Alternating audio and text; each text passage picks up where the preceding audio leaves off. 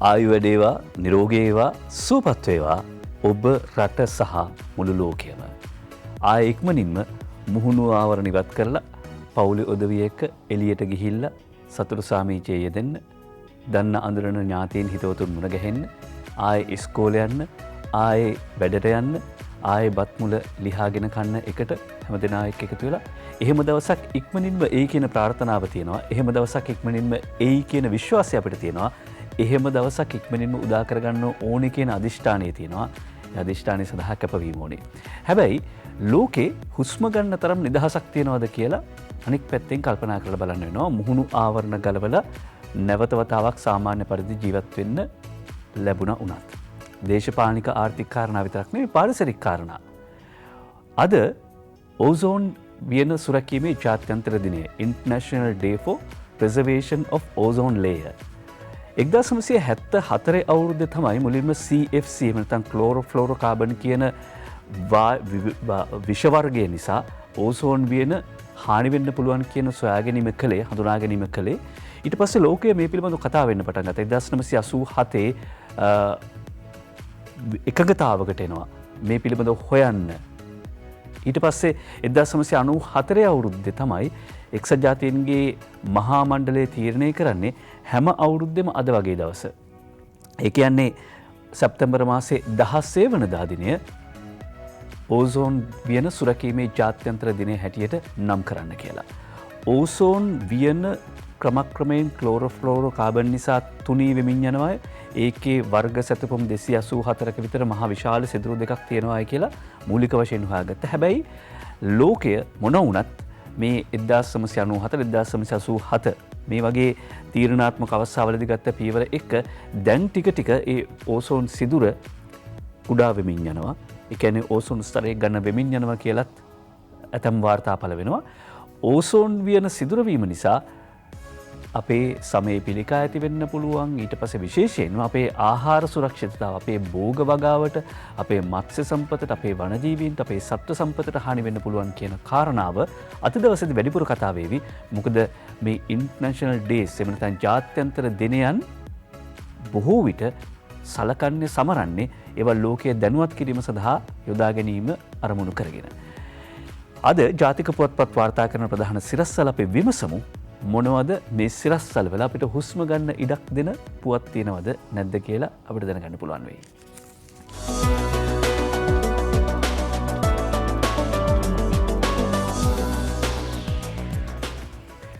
පෙරේදා මානව හිමිකම් සමුළුව ඇමතු රටවල් 19න් 13ක්ම ශ්‍රී ලංකාවට පක්ෂව අදහස් ඉදිරිපත් කළා කියලා අද දිනමින පුවත්පත ප්‍රධාන සිරස්වලේ වාර්තා කරනවා. ක්‍රිසන්ති විතාරණයි පුවත්පතට ප්‍රධාන සිරස්වලේ වාර්තා කරන්නේ ශ්‍රී ලංකාවේ අභ්‍යන්තර ගැටලු වලට අතපොවන්න එපා චීනය කියයි.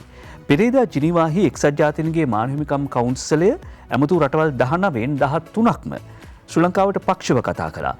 ඊජිප්තුව, කොරියාව, බෙලරුස්, සිම්බාබ්වේ, ලාබෝසය, වෙනිසුලාව, කියුබාව, රුසියාව, ඊට පස්සේ චීනය, පාකිස්තානය, එරිත්‍රියාව, ඉරානය සහ අසර්බයිජානය ඒ විදිහට ලංකාවට පක්ෂව අදහස් දක්වපු රටවල්. මානව හිමිකම් මුවාවෙන් ශ්‍රී ලංකාවේ අභ්‍යන්තර කටයුතු වලට ඇඟිලි ගැසීම් වලට එරෙහිව තමන් කටයුතු කරන බව චීනය ප්‍රකාශ කළා. ශ්‍රී ලංකා මානව හිමිකම් සක්‍රීය ප්‍රවර්ධනය කිරීමට සහ ආරක්ෂා කිරීම සඳහා වගේම ජාතික සංවිධානය ප්‍රවර්ධනය කිරීම සඳහා ශ්‍රී ලංකාව ප්‍රමාණවත් පියවර මේ කොවිඩ් තත්ත්වය මැද උනත් අරගෙන තියෙනවා කියලා ශ්‍රී ලංකාව වෙනුවෙන් පෙනී සිටි රටවල් 13 ඊයේ අදහස් දැක්වුවා. හැබැයි ඒ වුණාට එහෙම මීට විරුද්ධව අදහස් දක්වපු රටවලුත් තිබුණා.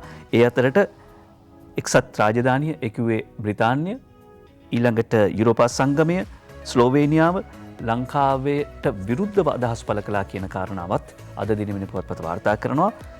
සියලු සිදුවීම් වල වගකීම බහර ගන්නවා රාජ්‍ය ඇමති ලොහාන් අස්වෙයි, ඉල්ලා අස්වීම ජනපති බහර ගනී.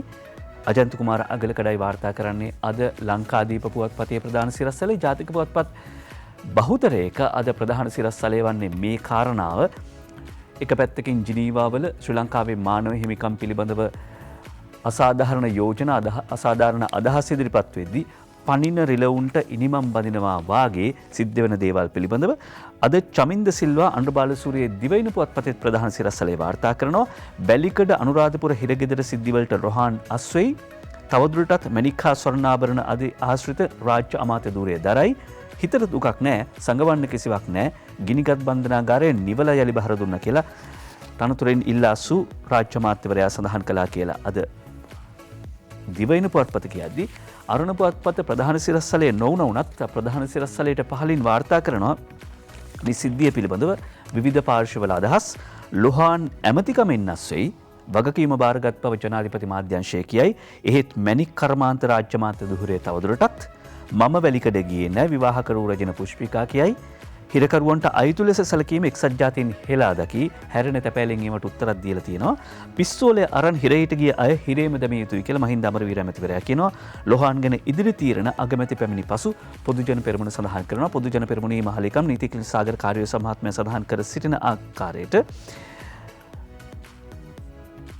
අග්‍රාමාත්‍ය මහින්ද රාජපක්ෂ මහත්මයා ලංකාවට ආවට පස්සේ රාජ්‍ය මාත්‍ය ලොහාන් රත්වත්තේ සම්බන්ධයෙන් තවදුරටත් ක්‍රියාමාර්ග ගන්නේද නැද්ද යන්න පිළිබඳව තීරණය කරන බව නීතිඥ සාගර කාර්යවසම් මහත්මයා උපුට දක්වමින් අද අරුණ පුවත්පත වාර්තා කරනවා. ඊළඟට අද පුවත්පතේ ප්‍රධාන සිරස්තලයට යනවා ලොහාන්ට එරෙහිව අද CIDට පැමිණිල්ලක්. ලොහාන් රත්වත්තේ අත්අඩංගුවටගෙන නීතිය ක්‍රියාත්මක කළ යුතුයි. සිරකරු අයිතිවාසිකම් සුරකීමේ කමිටුවේ සභාපති කියනවා. පැමිණිල්ලක් ලැබුණොත් විමර්ශනය කරනවා කියලා පොලිස් මාධ්‍ය ප්‍රකාශකවරයා කියන ලොහාන්ට එරෙහිව අද CIDට පැමිණිල්ලක් ඉල්ලා සුරාජ්‍ය මත ලොහාන් රත්වත්තේ මහතා වහම අත්අඩංගුවට ගන්නා ලෙස ඉල්ලා මේ විදියට අද පැමිණිල්ලක් ඉදිරිපත් කරනවා කියලා සඳහන් කරනවා. ඒ වගේම දිනමින පුවත්පතත් වාර්තා කරනවා. අද මුල් පිටුවේ වාර්තා කළ සමගි ජනබලවේගයත් මේ සිද්ධිය පිළිබඳව කරන ප්‍රකාශය. ලොහාන්ට සම්බන්ධ වැලිකඩ හා අනුරාධපුර CCTV දර්ශන සංරක්ෂණය කරන්න කියලා රංජිත් මද්දුම් බණ්ඩාර සමගි ජනබලවේගයේ පාර්ලිමේන්තු මන්ත්‍රීවරයා අධිකරණ ඇමති අලි ශබ්‍රි මහත්මයාට ලිපියක් ලියා තිබෙනවා කියලා අද දිනවෙන පුවත්පත සඳහන් කරද්දී ඊළඟට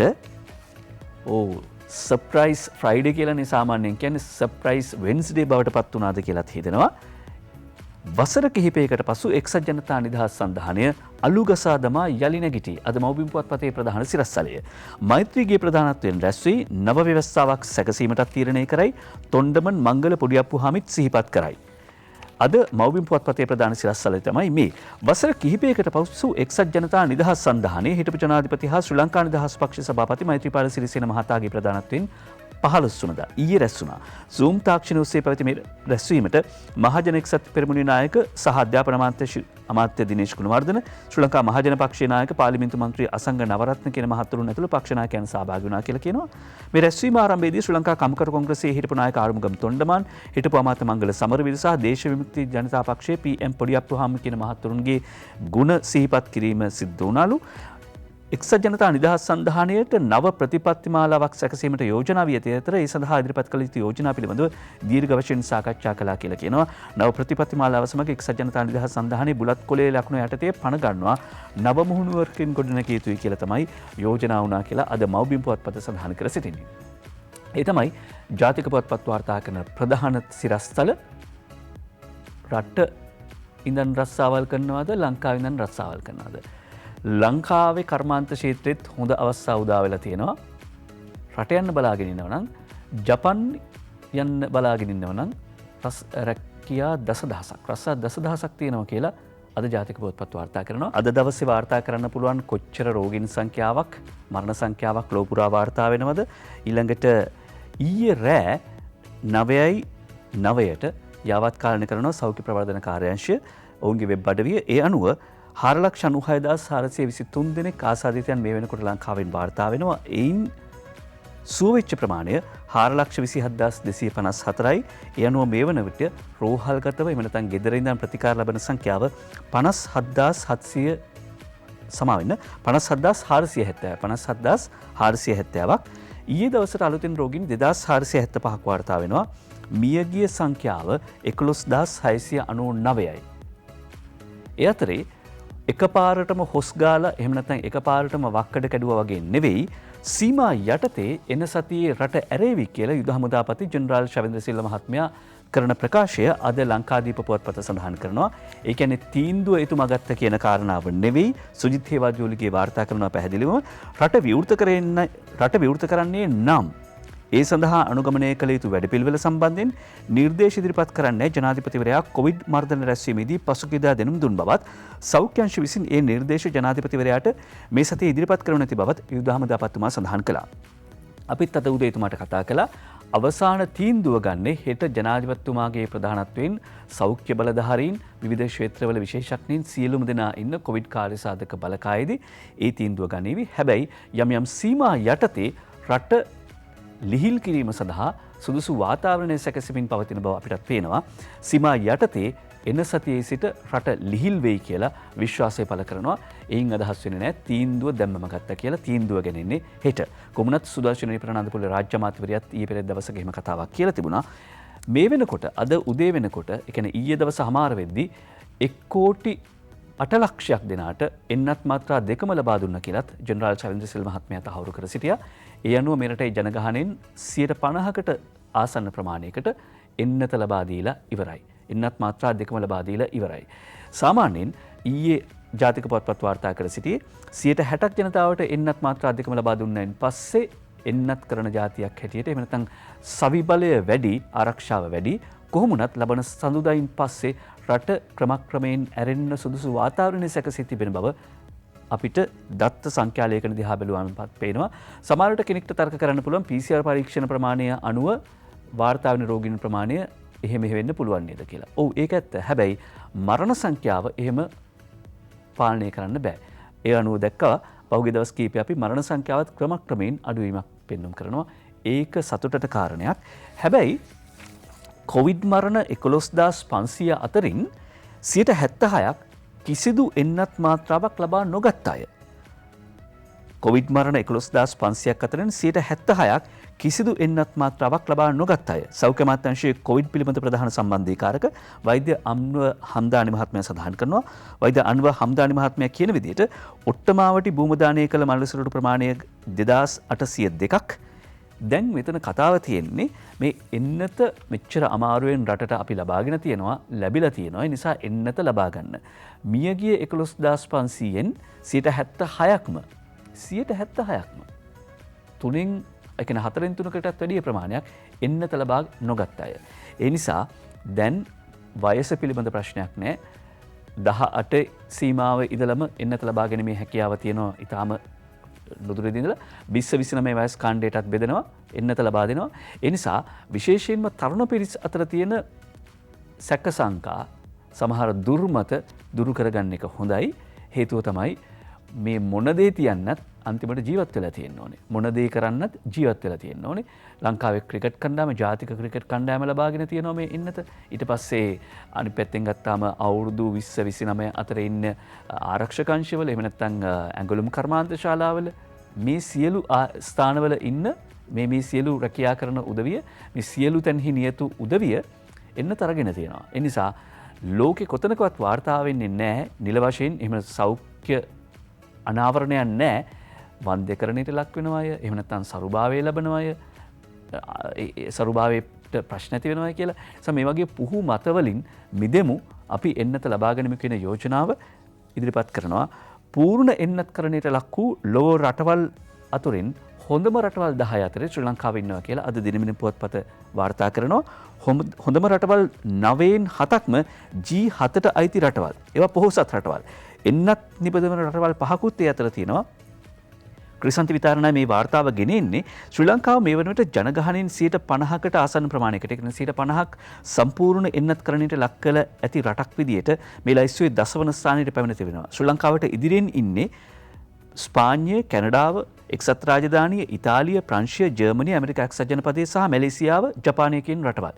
එතකොට මේ රටවල් 9න් අපිට ඉස්සරහින් ඉන්න රටවල් 9න් 7ක්ම ලෝක විශාලතම ආර්ථිකයන් තියෙන G7 කාණ්ඩයට අයිති රටවල්. ඒ විතරක් නෙවෙයි ඒ රටවල් වලුණුත් රටවල් 5ක් එන්නත් නිෂ්පාදනය කරන රටවල්. ඒ අනුව එක්සත් ජනපදය, එක්සත් රාජධානිය, ජර්මනිය, කැනඩාව සහ ජපානය කියන රටවල් 5 ෆයිසර්, මොඩර්නා සහ ඇස්ට්‍රාසෙනිකා එන්නත් නිපදවන රටවල්. ඒ නිසා ලංකාව මේ එන්නත්කරණය අතින් ලෝකේ ප්‍රමුඛතම රටවල් එක්ක කරට කර හැප්පෙමින් ලෝකයේ එන්නත්කරණය පූර්ණ එන්නත්කරණයට ලක් වූ හොඳම රටවල් 10 අතරට මෙතන ප්‍රධාන රටවල් 10 අතරට පත් වී තිබෙන බව අද වාර්තා කරනවා දිනමින පුවත්පත. මේක සතුටට කාරණයක් වෙන්නේ ලෝකයේ බොහෝ රටවල් වල මිනිස්සුන්ට එක එන්නත් මාත්‍රාවක්වත් ලබා ගන්න විදියක් නැහැ. අපිත් ඇත්තටම අගෝස්තු ජූලි මාසවල ලංකාවේ එන්නත් කරන වැඩපිළිවෙල පිළිබඳව කතා කරද්දී අපිටත් පොඩි සැක තිබුණා ඇත්තටම මේ විදිහට එන්නත් ලැබෙයිද කියලා.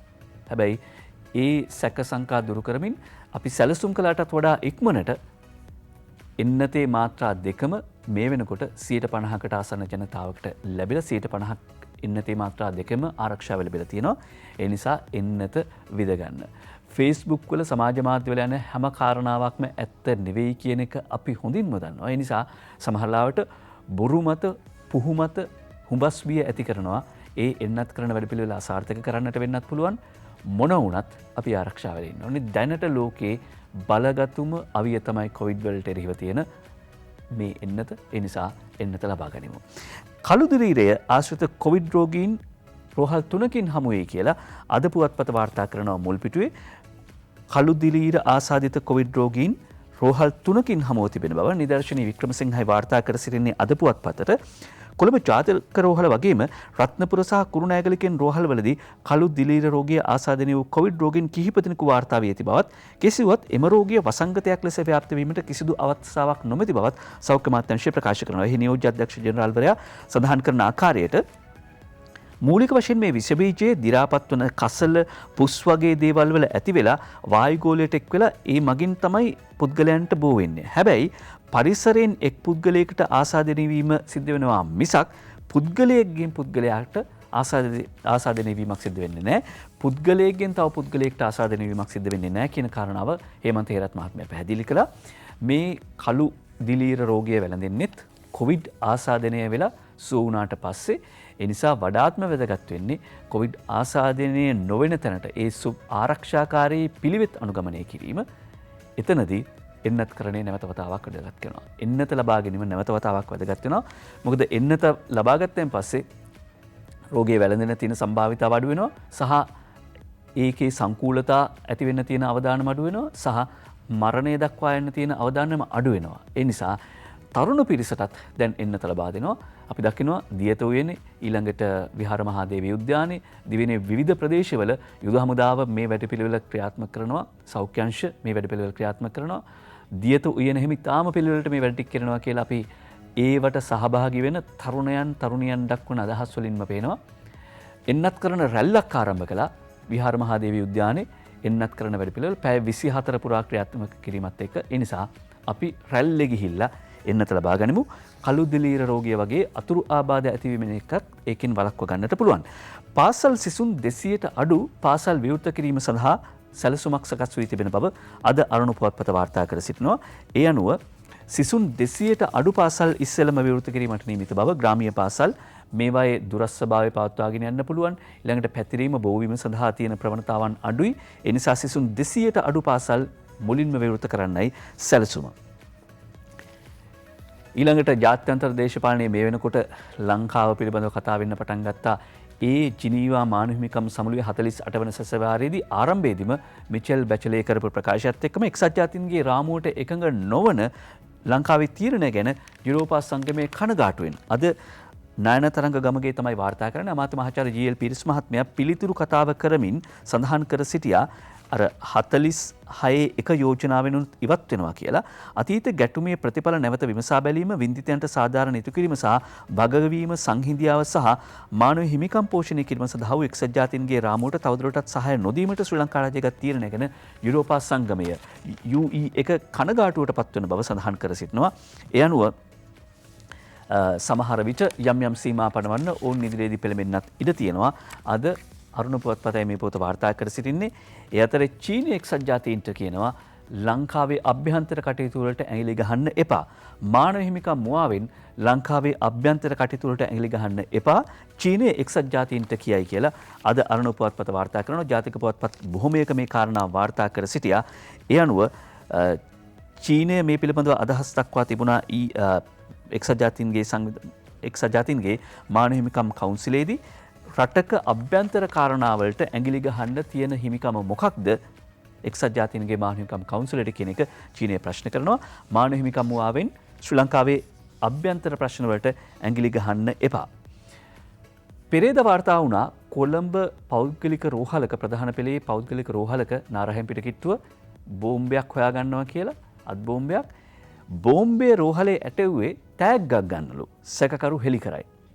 මේ එහෙම බෝම්බයක් තියෙනවා ඒක මම තමයි හොයලා දුන්නේ කියලා කිව්වම පස්සේ තමන්ට තෑග්ගක් ලැබෙයි කියලා විශ්වාස කරලා මේ බෝම්බය ඇටෙව්වා කියලා සැකකරුවා ප්‍රකාශ කළා කියලා අද අරුණ පුවත්පත වාර්තා කරනවා. වාර්තා කරන්නේ අරුණ පුවත්පත මේ සිද්ධිය වාර්තා කරද්දී හැබැයි යටින් තියෙන තව කතාවක්. ඒ තමයි තිස්ස රවින්ද්‍ර පෙරේරාගේ වාර්තාව අනුව තමන් බෝම්බය පුපුරා යාමට පෙර මේක හොයා දුන්නා කියලා තෑග්ගක් අරගන්න තමයි ඉලක්කය තිබුණේ. හැබැයි මේ හමු වෙලා තියෙන බෝම්බය 82 වර්ගයේ LTTE භාවිත කළ බෝම්බයක් කියලා තමයි කියන්නේ. ඒ නිසා විමර්ශන කටයුතු තවදුරටත් ක්‍රියාත්මකයි. ත්‍රස්තවාදී කටයුතු ගැන කිව්වයින් පස්සේ වෙළඳාමත් එක්කම කිට්ටුවෙන් යනවා වගේ පේනවා. අල්ලපු සීනිතුක ගෙන්වපු මුදලාලිලා ලවාම ගමට බෙදයි. එතකොට හිතෙන්න පුළුවන් මොකටද දෙයනේ මේ නම් ඇල්ලුවේ කියලා. පෞද්ගලික ආනයනකරුවන් ගබඩා කර තිබීදී මුද්‍රා තැබූ සීනිතුක එම ආනයනකරුවන් ලවාම අලෙවි කරවීමට ආහාර සුරක්ෂිතතා පාරිභෝගික ආරක්ෂණ රාජ්‍ය අමාත්‍යාංශය තීරණය කර තිබෙනවා. ග්‍රාමීය ප්‍රදේශවල වෙළඳසැල් වලට සීනි නොලැබීම නිසා තමයි මේ තීරණය ගත්තේ කියලා සඳහන් කර සිටිනවා.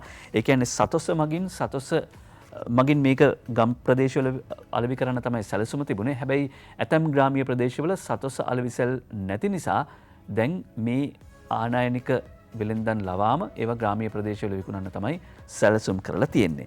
ඒ අතරේ තොග රැස් කරගත්ත වුණාට අපිට ලොකු පාඩුවක් වුණා. රැස් කර තිබූ තොග නිසා සීනිහාල් මිල පාලනයට ගිහිල්ලා කෝටි 20ක් විතර අපිට පාඩු වුණා කියලා සමස්ත ලංකා තොග වෙළඳ සංගමය කියන උදේජීවී ඒකනායකයා වාර්තා කර සිටින්නේ.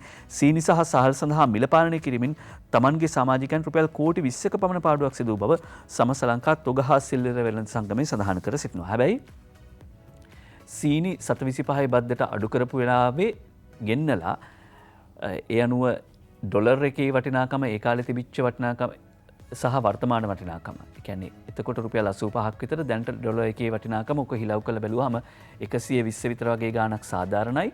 රුපියල් 200 210ට මේ මිල වැඩි වුණේ, තොග මිල වැඩි වුණේ. එහෙම නැත්නම් අද වෙනකොට රුපියල් 300ට සීනි මිල යන්න ඉඩ තිබුණේ මේ විදිහට සංගවා තබා ගැනීම නිසා. ඒ නිසා රැස් කර තිබූ තොග නිසා Tamanට කෝටි 20ක විතර පාඩුවක් සිද්ධ වුණා කියලා කියනවා. අර විදිහට රුපියල් 300ට විතර වික්කනම් කොහොමද ලාභේ? අනිත් පැත්තෙන් එහෙමත් කල්පනා කරන්න වෙනවා. ඒතරේ කටුනායකට මත්තලට ගහනවා කියලා ඊයේ ඊමේල් පණිවිඩයක් ඇවිල්ලා තියෙනවලු. තිස්ස රවින්ද්‍ර පෙරේරා තමයි මේ වාර්තාව සඳහන් කරන්නේ. කටුනායකට ගහනවා ඊමේල් පණිවිඩයක්, මේක හැකර්ලාගේ වැඩක් කියලා සඳහන් කර සිටින්නේ. ඊයේ නම් කරන පුද්ගලයන් 4 දෙනෙක් නිදහස් කරන්න, එහෙම නැත්නම් කටුනායක ගුවන්තොටුපළට ප්‍රහාරයක් එල්ල කරනවා කියලා ඊමේල් පණිවිඩයක් ඇවිල්ලා තියෙනවා.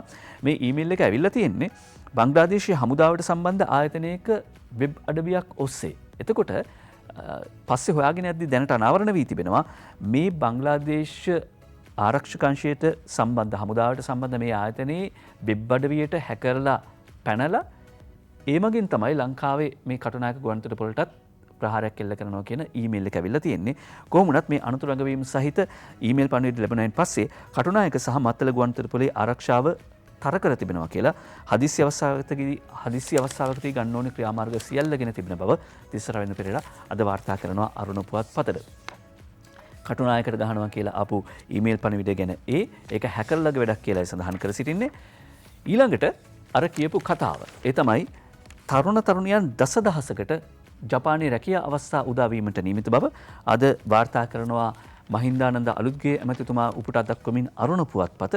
ඒ අනුව ලංකාවේ තරුණ තරුණියන් දසදහසකට මේ අවස්ථාව හිමි වන බවයි සඳහන් කර සිටින්නේ අද අරුණ පුවත්පත.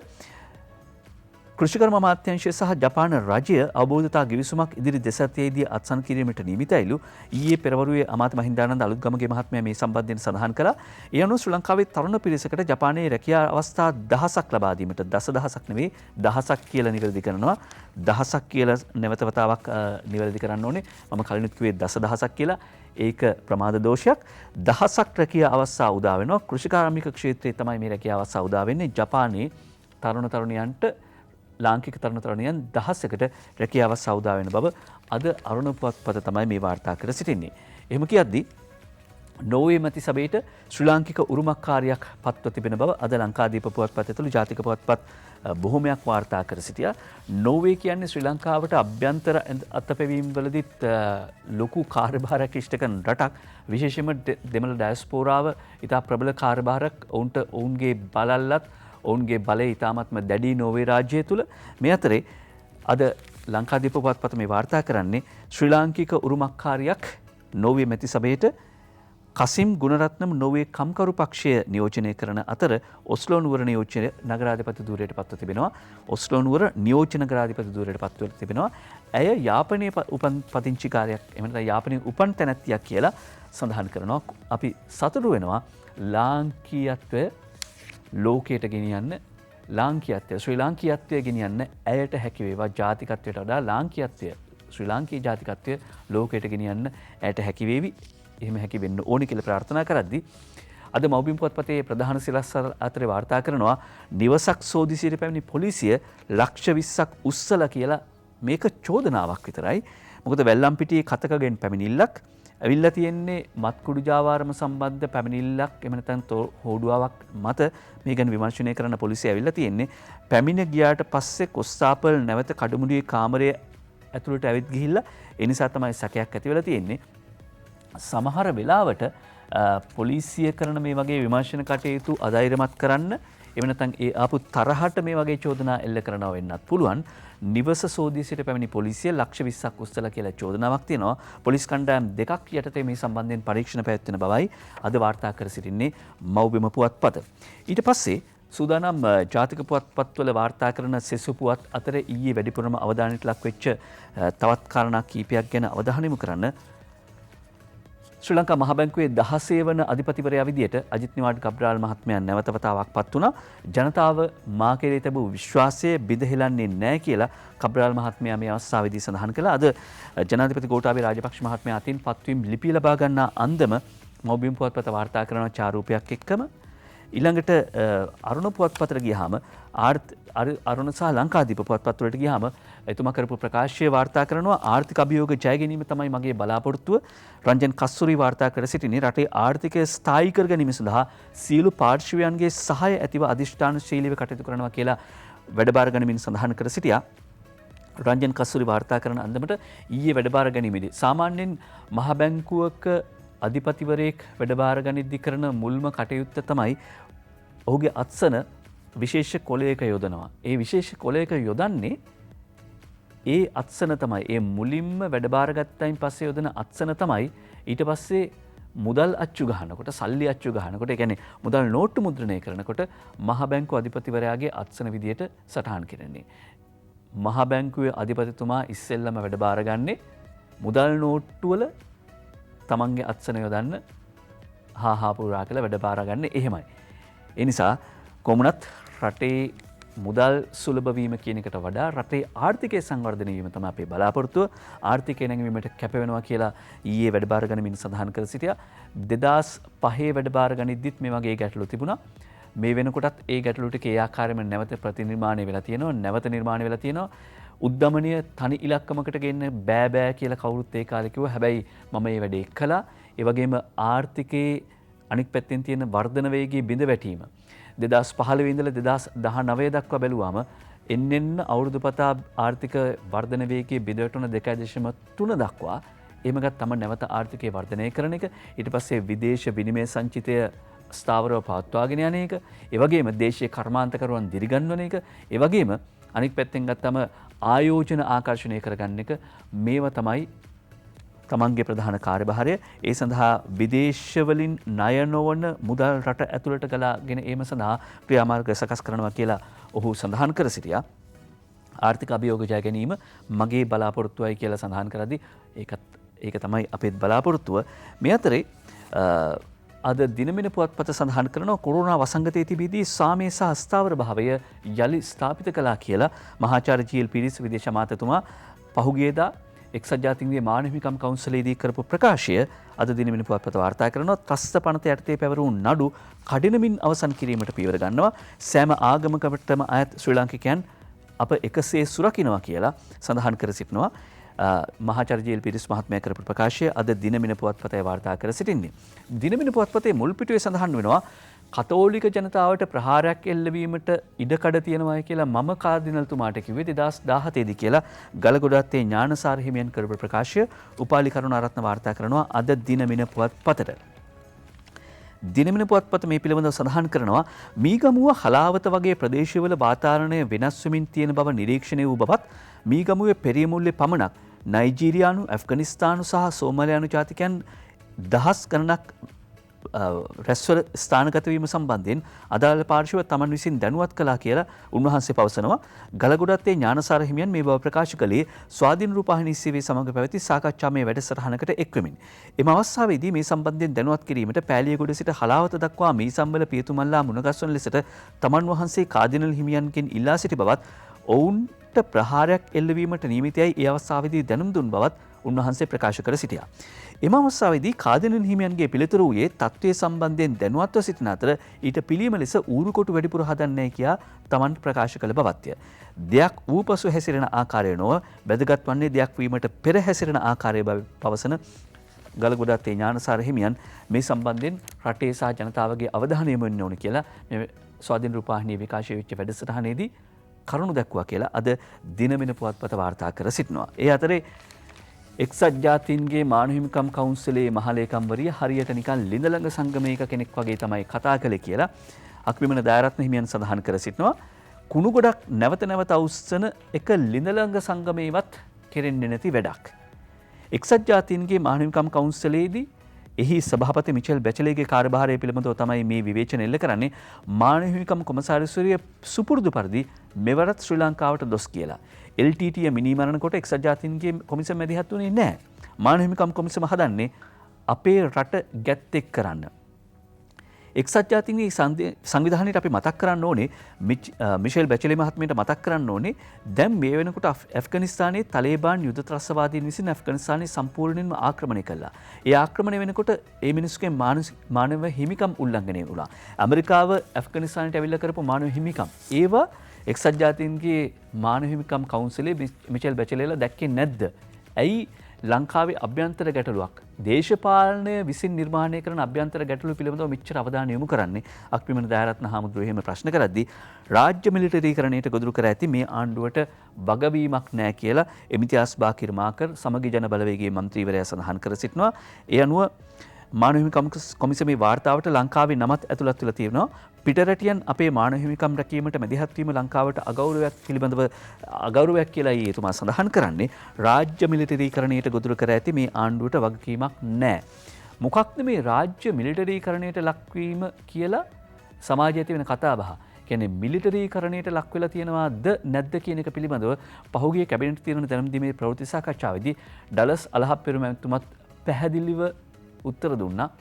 මොකක්ද මේ මිලිටරීකරණය කරලා තියෙනවා කියලා කියන්නේ? මොකක්ද මේ චෝදනාව? ඒක පදනම් විරහිතයි. හේතුව සිවිල් කටයුතු වලට හමුදාව යොදවලා නැහැ.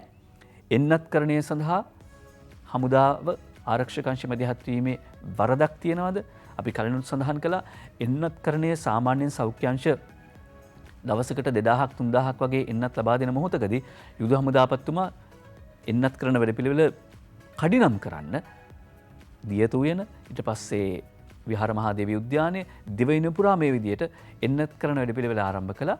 අද මේ වෙනකොට ලෝකයේ එන්නත් කරන වැඩපිළිවෙල සාර්ථකවම ක්‍රියාත්මක වෙන රටවල් 10 අතරට ශ්‍රී ලංකාව එන්නේ මේ මැදිහත් වීම නිසා.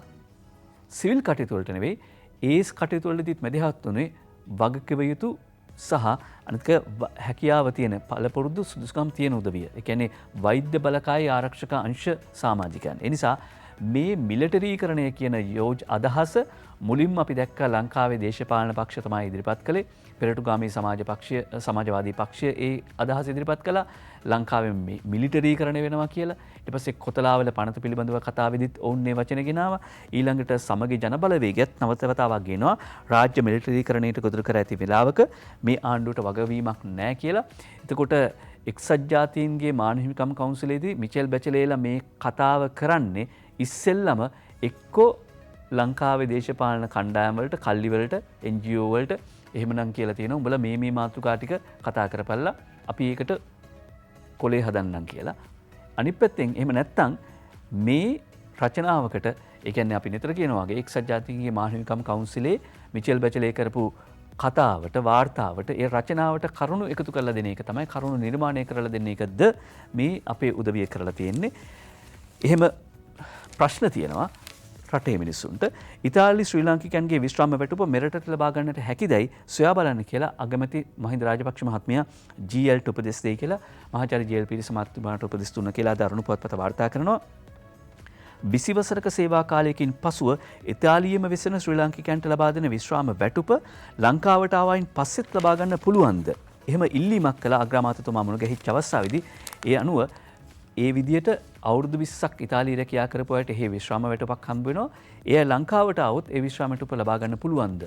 ඒක හදලා දෙන්න කියලා අගමැතිතුමා මහින්ද රාජපක්ෂ මැතිතුමා මහාචාර්ය GL පීරිස් මහත්මයාට උපදෙස් දුන්නා කියලා අද සඳහන් කර සිටිනවා අද අරුණ පුවත්පත. ඊට පස්සේ එක්සත් ජාතීන්ගේ මානව හිමිකම් කවුන්සිලේ බලතල ඉක්මවා නොයා යුතුයි කියලා එක්සත් ජාතීන්ගේ ශ්‍රී ලංකා නිත්‍ය නියෝජිත AC චන්ද්‍රපේර මහත්මයා සඳහන් කරනවා. නයනතරංග ගමගේ වාර්තා කර සිටින්නේ. ඒ අනුව එක්සත් ජාතීන්ගේ මානව හිමිකම් කවුන්සිලේ තමන්ගේ කාර්යභාරයන් ඉටු කිරීමේදී ඔවුන්ට ලබා දී ඇති බලතල ඉක්මවා නොයා යුතුයි. එක්සත් ජාතීන්ගේ මහා සභාවේ 60 ඇලයිරක් 251 සහ 48 ඇලයිරක් 147 කින වගන්තිවල පැහැදිලිව දක්වලා තියෙනවා එක්සත් ජාතීන්ගේ මානව හිමිකම් කවුන්සිලේ බලතල සහ කාර්යභාරයන්. ඒවා ඉක්මවල කටයුතු කරන්න බෑ. ඒ අනුව අපි හිතනවා එක්සත් ජාතීන්ගේ මහා සභාව කිසිදු අවස්ථාවක එක්සත් ජාතීන්ගේ මානව හිමිකම් කවුන්සිලයට හෝ එම කාර්යාලයට අපරාධ නඩු විභාග කිරීම සඳහා සාක්ෂි එක්රැස් කිරීමට බලතල ලබා දී නැති බව.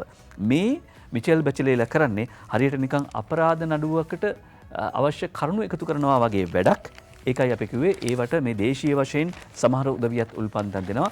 ඒ අතරේ සමහර උදවියගේ හැසිරීම හරියට නිකන් අර කිව්වාගේ පණින රිලවුන්ට ඉනිමම් බඳිනවා වගේ නැත්නම් මේ චෝදනා ගොනු කරන්න බලාගෙන ඉන්න වෙලාවලදී හිරගෙවල් වලට පැනලා කරන කාර්යභාරය පිළිබඳව ප්‍රශ්න ඇති වෙන්නේ අන්න ඒ නිසා. ඒ අතරේ ඊට පස්සේ අපි අවධානය යොමු කරන්න ලෑස්ති වෙලාවත් බලාගෙනම වෙලාව බලන්න තා පොඩි වෙලාවක් තියෙනවා. වෙලාව බලන්න පොඩි වෙලාවක් තියෙනවා. මහකන්නේට කෘෂි රසායන නැති වුණොත් රටේම ගොවිතැන විනාශයි කියලා සමගි ජන බලවේගයේ පාර්ලිමේන්තු මන්ත්‍රිණී රෝහිණී කවිරත්න මහත්මිය කියනවා. ක්‍රිසන්ති විතාරණයි වාර්තා කරන්නේ මහකන්නේට කෘෂි රසායන නැත්නම් රටේම ගොවිතැන විනාශ වෙන බව මාතලේ දිස්ත්‍රික් පාර්ලිමේන්තු මන්ත්‍රිණී රෝහිණී කවිරත්න මහත්මිය පවසනවා. ඇය මෙසේ පවසන්නේ මහකන්නේ සඳහා අවශ්‍ය කෘෂි රසායන ඒ කියන්නේ කෘමිනාශක, දිලීර සහ වල්නාශක සම්බන්ධයෙන් විමසමින් කෘෂිකර්ම අමාත්‍යාංශයේ ලේකම් මහාචාර්ය උදිත කේ ජයසිංහ මහත්මයා වෙත ලිපියක් යොමු කරමින් මහකන්නේට කෘෂි රසායන නැති වුණොත් රටේම ගොවිතැන විනාශයි කියලා ඔවුන් කියනවා. මේ එක මතයක් ආහාර හිඟයක් ඇති වෙයි කියලා කියනවා. විස රසායන නැත්තම් වගාවක් නැහැ කියලා තමයි ඔවුන් කියන්නේ. කොහොමුණත් මෙහෙම මතවාද නගද්දි ඊළඟ ඡන්දෙට සල්ලි හම්බ වෙයි කියලා ඡන්දෙට වේදම් කරන්න සල්ලි හම්බ වෙන එක ගැන කිසිම සැකයක් නැහැ. මොකද එහෙම බහුජාතික සමාගම් මේ වගේ පෙනී හිටන උදවියට සල්ලි ඕන තරම් වියදම් කරන්න ලෑස්ති කියන එක මහින්දානන්ද අලුත්ගමගේ ඇමතුමා ඊපෙරද පාර්ලිමේන්තුවම කිව්වා.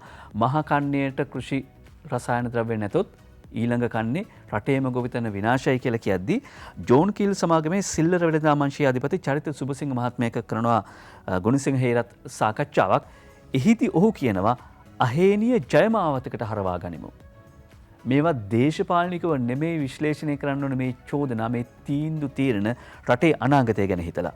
පෞද්ගලිකව මා විශ්වාස කරන්නේ ලංකාවේ ආහාර අහේනියක් ඇති නොවන බව. ඊට හේතුව හිඟයක් පැමිණියත් එය රටේ හැම ප්‍රදේශයකටම බලපාන්නේ නැහැ. ගම් වතුරත් එහෙමයි.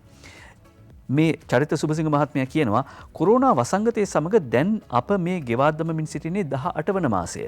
මේ කාලෙදී අපේ රටේ ධෛර්යමත් ව්‍යවසායකයන් සහ නිෂ්පාදකයන් මේ මාස 18 දී නව නිෂ්පාදන 200කට වැඩි ගණනක් හඳුන්වා දීලා තියෙනවා. ආයෙත් ඒ වාක්‍ය ප්‍රතිරාව නංවන්න ඕනේ, රිපීට් කරන්න ඕන, ආයෙ කියන්න ඕනේ.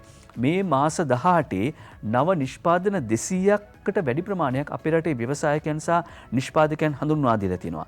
ඇතැම් බිස්කට් සහ චොක්ලට් ආනයනය කිරීම පසුගිය කාලෙදී නැවතුණා. ඒ වගේම රැවුල බෑමට, මුහුණ සේදීමට, ඇඟ ගැල්වීමට භාවිත කරන බොහෝ නිෂ්පාදන ආනයනය කිරීම සීමා වුණා. ඒවා දැනටත් ආනයනය කෙරෙන්නේ නැහැ. දැන් උදාහරණයකට බිස්කට් ගනිමු.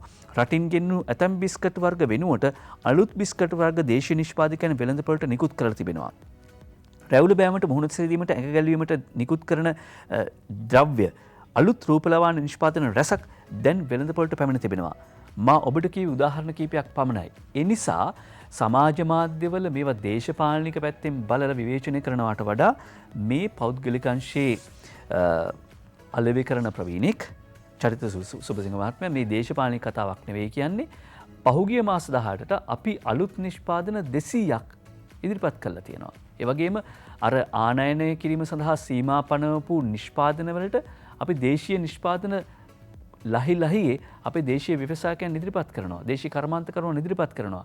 අපි හැමදාම කතා කරනවා ඉන්දි කට්ටක්වත් අපේ නිෂ්පාදනය කරනවාද? ඉන්දියාව ඉන්දි කට්ටේ ඉඳලා කාර් එකේ ඉඳලා අභ්‍යවකාශ යානය දක්වා හැදුවා කියලා. හැබැයි මෙහෙම යට ඇඳුම එහෙම නැත්නම් මේ රටේ නිෂ්පාදනය කරන්න පුළුවන්කම තියෙන වොෂින් මැෂින් එක රෙදි සෝදන යන්ත්‍ර මේ ආදී දේවල් ආනයනය කිරීම අධෛර්යමත් කළාම අපි අර ගිනිගත්ත එහෙම නැත්නම් අලු දාපු කඩියෝ වගේ එහෙම හිදුවන්න පටන් ගන්නවා. අහේනිය ජයමාවතට හරවා ගනිමු, ජයමාවතක් බවට පත් කරගන්න පුළුවන් කියලා යෝජනා කර සිටිනවා. එහෙම කරන්න පුළුවන්. ඒකට උදාහරණ තමයි අලුත් නිෂ්පාදන නිර්මාණ 200ක් හඳුන්වා දීලා තියෙන්නේ මේ ව්‍යවසායකයෝ. බරායනගරේ සහ ආර්ථිකය කියලා ශාම්නුවන් ගණේවත්තත් අද ලිපියක් ලියනවා දිවයින පුවත්පතට. ඒ අනුව කොළඹ වරායනගරය ශ්‍රී ලංකාවේ ඊළඟ ආර්ථික අපේක්ෂාව බවට පත් වෙනවා. වරායනගරයට ආයෝජන ආකාශනයේ ඊටාම බහරුදුර කාර්යයක් අධීර වශයෙන් බිම් කොටස් ආයෝජකයන්ට ලබා දීමට අපේක්ෂිතයි. වරායනගරයේ හෙක්ටාර 269න් හෙක්ටාර 91ක් පොදු විවෘත ප්‍රදේශයක්. ඒ කියන්නේ ගෝල් ෆේස් පිටියේ ඉඳලා ඇවිද යා හැකි විශාල මුහුදු වෙරළක් නිර්මාණය වී තිබෙනවා. මේවට ලංකාවේ මිනිසුන්ට යන්න බෑ, ටිකට් අරන් යන්න වෙනවා. එහෙම කියලා කිව්වනේ ශාම්නුවන් ගණේවත්ත කියනවා ගෝල් ෆේස් පිට්ටනේ ඉඳලා මේ පෝට් සිටි වෙරළ තීරය දක්වා ඇවිදගෙන යන්න පුළුවන්. මීට අමතරව ලබන වසරේ මුල් කාර්තුවේදී තීරුබදු රහිත සාප්පු සංකීර්ණයක් ඉදීවීමට නිමිතයි. සංචාරක ගමනාන්තයක් ලෙස කොළඹ දියුණු කරද්දී මේක ඉතාමත්ම වැදගත්. අපි කොළඹ වරායනගරය ගැන මේ විදිහට වාද කර ඉඳිද්දී අවස්ථාවන් දකින ව්‍යවසායකයෝ දේශීය වශයෙන් විතරක් නෙවෙයි ජාත්‍යන්තර ව්‍යවසායකයෝ දැන් ලංකාවේ මේ පෝට් සිටි එක තමන්ගේ ආයෝජන කඩයිම බවට පත් කරගන්න සූදානම්. මීට කලින් අපි කිව්වා ඊළඟ කන්නේ ආහාර අහේනියක් ඇති වෙයි කියලා සමහර චෝදනා කරනවා. ඒ විතරක් නෙවෙයි මේ වෙනකොට පිටිගන්න පෝලිං තියෙනවා. 2024 වන විට බීජ කිරිපිටි ආනයනය නතර කරනවා කියලා මහින්දානන්ද අලුත්ගමගේ ඇමතුමා කියනවා. කිරිගොවිය, හේන් ගොවිය, කුඹුරු ගොවිය රැකගන්න වැඩසටහන් 22ක් ක්‍රියාත්මක වෙනවා. නිර්මාණ ගුරුරත්න වාර්තා කරන්නේ මෙහෙම යෝජනා ක්‍රියාත්මක වෙනකොට ඔව් පෝලිං එහෙමත් තියෙයි. හැබැයි ඒ පෝලිං වල ප්‍රතිඵලය හොඳ නම් ඒ කට්ට කෑවට කමන්නේ. අපිත් පෝලිං වල ඉඳලා තමයි මේ දවස්වල කිරිපිටි ඕන්නම් කිරිපිටි ගන්න. හැබැයි ප්‍රතිඵල හොඳයි. එහෙම හිතෙන්නේ කුරක්කන් බීජ නිෂ්පාදන ගම්මානයෙන් සරු අස්වැන්නක්. සුනිල් රූපසිංහ පල්ලේපොළ ඉඳලා වාර්තා වෙනවා. අරුණ පුවත්පතේ අග්ගිස්සක තිබුණුනත් මේක වාර්තා කරන්න තරම් අග්ගිස්සක හරි මේ වාර්තා කරන එක හොඳයි. මෙරට එකම කුරක්කන් බීජ නිෂ්පාදන ගම්මානයේ පළමු වගාවෙන්ම සාර්ථක අස්වැන්නක් ලැබුණු බව රත්තට උඩුවේගම එක්සත් ගොවි සංවිධානය සඳහන් කර සිටිනවා. ඒ අනුව ඇල්කඩුව බණ්ඩාරපොළ ඇතුළු මාතලේ කලාපයේ අඩු ජල පහසුකම් සැපෙන සහ පුරන් කුමරු ඉඩම් හෙක්ටාර 80ක යලකන්නේ කුරක්කන් බීජ වගාවට යොදාගෙන තිබෙනවා. අස්වැන්න සාර්ථකයි. ඒ අනුව අර වගාව මේ මාතලේ ප්‍රදේශයේ මේ වගාව කරන්නේ අර කවිරත්න මන්ත්‍රීතුමියත් ඉන්නේ මාතලේ ප්‍රදේශයේ. එතුමිටත් හොඳයි ගිහිල්ලා බලන්න. මෙන්න මෙහෙමයි අඩු වතුර ප්‍රමාණයක් තියෙන ප්‍රදේශවල මිනිස්සු මෙහෙමයි වගා කරන්නේ. මිනිස්සුන්ට අත්දැකීම් තියෙනවා, අදිෂ්ඨානය තියෙනවා. ඒ නිසා ප්‍රතිඵල සුබයි. කිලෝමීටර් 27ක් දිග දකුණු ආසියාවේ දිගම වාරි උමගේ මූලික කටයුතු ආරම්භයි කියලා සුනිල් රූපසිංහ පල්ලේපොළ ඉඳලා වාර්තා කරනවා. මොරගහකන්ද ජලාශය ඉඳලා කිලෝමීටර් 96ක් දුරින් ඉදිකරන උතුරුමැද පළාත් ඇයට අදාළව දකුණු ආසියාවේ ඉදිකරන දිගම වාරි උමගේ මූලික ඉදිකිරීම් කටයුතු ආරම්භ කර තිබෙන බව මහවැලි ජල සුරක්ෂිතතා හා ආයෝජන ව්‍යාපෘතිය සඳහන් කළා කියලා වාර්තා කරනවා. කිලෝමීටර් 27යි දිග. ඒ අනුව මේකත් ගොවිතැනට සහ ජලයේ ගැටලු එහෙම නැත්නම් ජල ගැටලු වලට මුහුණ පාන ජනතාවට විසඳුමක්. කාරණා කිහිපයක් තියෙනවා. එකක් තමයි තලේබාන් පාලනය දැන් අර්බුදකාරී තත්වයකට ඇවිල්ලා තියෙනවා. ඒ අර්බුදය මතුවෙන්නේ ඇතුළෙන්ම තමයි ප්‍රශ්න තියෙන්නේ. ජනාධිපති මණ්ඩලය තුළ තලේබාන් නායකයන් අතර ගැටුම් උණුසුම් වෙලා තියෙනවා. උප අගමැතිත් අතුරුදන් බලය පිහිටුවල තාම මාසයක් ගියේ නැහැ. එහෙම නැත්නම් අන්තර්වාර පාලනය පිහිටුවල මාසයක් ගියේ නැහැ. ජනාධිපති මණ්ඩලය තුළ තලේබාන් නායකයන් අතර ගැටුම් උප අගමැති අතුරුදන් කියලා වාර්තා කරනවා. ඒ අතරේ ඒ පුවත ගැන වැඩි විස්තර කියන්න වෙලාවක් නැහැ. ෆාරෝ දූපතේ මුහුදු වෙරළ රතු ලෙයින් තෙත්ච්ච කනගාටුදායක ප්‍රවෘත්තියක් වාර්තා කරනවා අද මව්බිම් පුවත්පත. ෆාරෝ දූපතේ මහා ඩොල්ෆින් සංහාරයක්. මේක මේ ෆාරෝ දූපත ඒ කියන්නේ උතුරු ඇත්ලන්තික් කලාපයට අයිති එහෙම නැත්නම් උතුරු ඇත්ලන්තික් කලාපයේ තමයි ෆාරෝ දූපත තියෙන්නේ. මේක ජීවත් වෙන ඩොල්ෆින් මසුන් 1400කට වැඩි ප්‍රමාණයක් මේ ගිහිල්ලා තියෙනවා, මරලා තියෙනවා. මේක සාම්ප්‍රදායිකව ඒ ෆාරෝ දූපතේ ජීවත් වෙන ජනතාවගේ සාම්ප්‍රදායික උත්සවයක් කියලායි කියන්නේ. ඔවුන් සාමාන්‍යයෙන් මේ කාලේට මේ විදිහට ඩොල්ෆින් මත්සුන් ඝාතනය කරනවා, එහෙම නැත්නම් මරා දමනවා. බලන්න ආයෙ පොඩ්ඩක් ඒ ඡායාරූපේ බලන්න. ලේන් රතු වෙලා තියෙනවා. මේ ලේන් රතු වෙලා තියෙන්නේ ඒ ඩොල්ෆින්ලගේ ලේ. මේක ජනමාධ්‍යවල සහ ලෝක පරිසරවේදීන් අතර කතා බහට ලක් වෙනවා.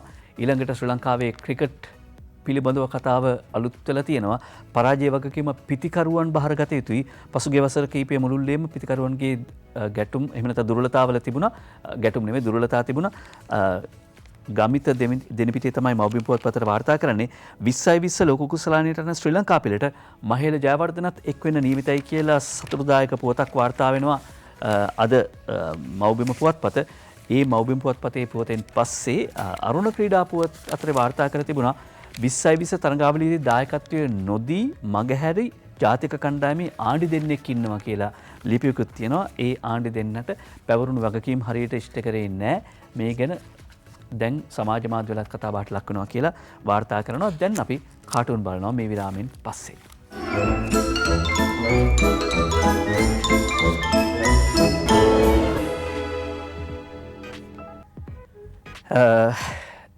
ලෝකේ මුලින්ම කාටුන් ඇන්දේ කවුද කියලා හොයාගෙන ගියාම බෙන්ජමින් ෆ්‍රැන්ක්ලින් ඇමරිකානු ජාතිකයෙක් ඔහු තමයි මුලින්ම දේශපාලනික කාටුන් එක ඇන්දේ කියලා ඉතිහාස පොත්වල තියෙනවා.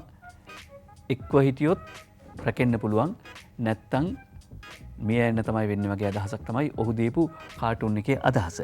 සුවාරිස් අදිනවා 16 පොලාන ලංකාදීප පුවත්පතට වැලිකඩට ගියා, අනුරාධපුරයට ගියා. සුවාරිස් අහනවා ඊළඟට කොහෙද යන්නේ සර්? කවුදෝ ඈතිනම් කියනවා ගෙදර ඊළඟට ගෙදර. මව්බිම් පුවත්පතට MTV රත්නන්දන පොකට් කාටුන් එක මරිසිපාල ආශු මානසිංහ අහනවා කොරෝනා අස්සේ ඡන්දයක් ඉල්ලන්න විපක්ෂ නායකගේ මොලේ හොඳ නැද්ද කියලා. ඩයිනමෝව හොඳට තියෙන්නේ. මොලේ මොකටද? ඩයිනමෝව තියෙන්නේ. එන්නත් ලබා ගන්න කොයිතරම් මහන්සි වුණාද කියලා අපි නිතර කතා වෙනවා. හැබැයි එන්නත ගන්න තල්ලු කරගෙන යන්න වෙනවා. හරියට නිකන් මරන්න යන කෙනෙක් එක්කෙනවා වගේ අමාරුවෙන් එන්නත ගන්න යන්න සිද්ධ වෙලා තියෙන කියලා MD වීරරත්නට රටේ තොටේ දකින්න දේවල් එහෙම කාටුන් එකට නගන්න හිතෙනවා. අංජනගේ කාටුන් එක තෝරගන්නේ අද දිනමින පුවත්පතෙන් මේ පොකට් කාටුන් එක දෙයක් වේ නම් යම් සුදුස්සාටම අයිති විය යුතු. එහෙම කියමනක් තියෙනවනේ. ඔය කියන්නේ කබ්‍රාල් ගැනද කැටගොඩ ගැනද? අනුර තේනුවර අඳින කාටුන් එක දිනමින පුවත්පතේ බන්දු ලැමැතුමා මුණ ගැහලා සුදු ලුණු මාලෙකුත් දාගෙන බන්දු ලැමැතුමා ඉන්නේ. සත්වසට ගෙනාපු කන්ටේනර් දෙකක්ම සෑල්ලට සුදු ලුණු පොඩි කළා. නේ? මේ කොරෝනා නිසා මට ගඳ සුවඳ දැනුනේ නෑ බං. දැන් නම් කොරෝනා සුවයි එතුමට. දැන්වත් බලමු ගඳ සුවඳ දැනෙයිද කියලා. ශ්‍රීකාන්තගේ ශ්‍රී දූපත අද පොකට් කාටුන් එක තෝරගන්නේ අද දිනමින පුවත්පතෙන් අලුතෙන් හදපු කැලණි පාලමේ කලර්ස් දැක්කා නේද? අරයා හිරගෙවල් ගාන ගිහිල්ලා දාන කලර්ස් දැක්කේ නැද්ද සර්? අද පුවත්පතට ප්‍රියන්ත් පෙරේරා නිර්මාණය කරනවා ඩොග් ටෝක් කාටුන් එක. අපි මැතිතුමාලට සුව පහසු ගෙවල් හදලා දෙනවා. අපි මේ කොවිඩ් කාලේ ඡන්දයක් ඉල්ලලා කෑ ගහනවා. මෙහෙම කෑ ගහන්නේ මොළය වසා ඇත කියලා බෝඩ් එකක් අල්ලගෙන ඉන්න ඩොග්ස්ලා දෙන්නෙක් කියලා තමයි ප්‍රියන්තිට පෙනෙන්නේ. මොළය වසා ඇත කියලා ඇත්තටම වහගෙන ඉන්නෙත් ඒ කියන්නේ මොළයේ තිබිච්ච තැනද කියලා හිතෙනවා. තිස්සේ වවිසගේ හිනාවෙස්ස ලංකාදීපයෙන් තෝරගන්නේ එයාට මෙහාට එන්න අයිතිය තියෙනවා. එයාට මෙහාට එන්න අයිතිය තියෙනවා. හරිද? පඹේක් වගේ කවුද ඉඳගෙන කතා කරන්නේ. බලන්න නිකන් බන්ධනාගාරේ ඉඳලා යනවද කියලා කෙනෙක්ට හිතෙන්න පුළුවන්. රූප සින්දරියත් අරන් ඒ වගේම හිරකරුවොත් දනගස්සවන්නත් කියලා එහෙම කියනවා. විවේචන වැඩිද මන් දන්නෙත් නැහැ. කොහොමුණත් ඊට පස්සේ අපි සූදානම් ඕකයි තත්ත්වය කියන්න අනුරාධ හිරිපිටියයි දිවයිනට වාර්තා කරන්නේ මුදල් දුන්න පාස්කුදා ප්‍රහාරෙට දෙදෙනෙක් ඇඳන් සරණාගත විලාසෙට පෙන්වයි කොකා නව සීලන්තයේ සිට බැෂලේට දැස් නෑ මේවා දැකීමට.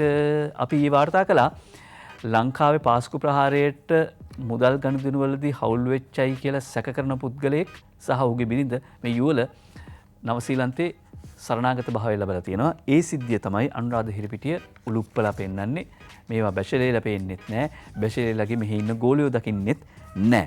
හැබැයි අනුරාධ දැකලා තියෙනවා. රංචගොඩ ළමයාගේ කවි දෙක තෝරගන්නේ අරුණ පුවත්පතෙන්. මෙන්නෝ ඡන්ද තියනෝ ලෙඩබෝ කරනෝ කියමින් එකල බෙරිහුන්දුන් විපක්ෂය කියමින් එකල බෙරිහන්දුන් විපක්ෂයේ නායක දුරන්දර පෙම්දස් බාල මහමැතිවරණයක් ඉල්ලා හඬා වැටේ. ඇඟපත වැඩි ඇතිමුත් හිස් කබල තුල හිස් අවකාශයක් ඌ කල මොහොම තමයි.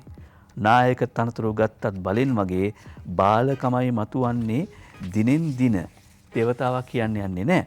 රංචගොඩ ළමයා කට කහනවට කියපු කවියනේ. අපි සූදානම් නික්මෙන්න අද පත්තර මේන්තුවට විරාමයේ තබනවා.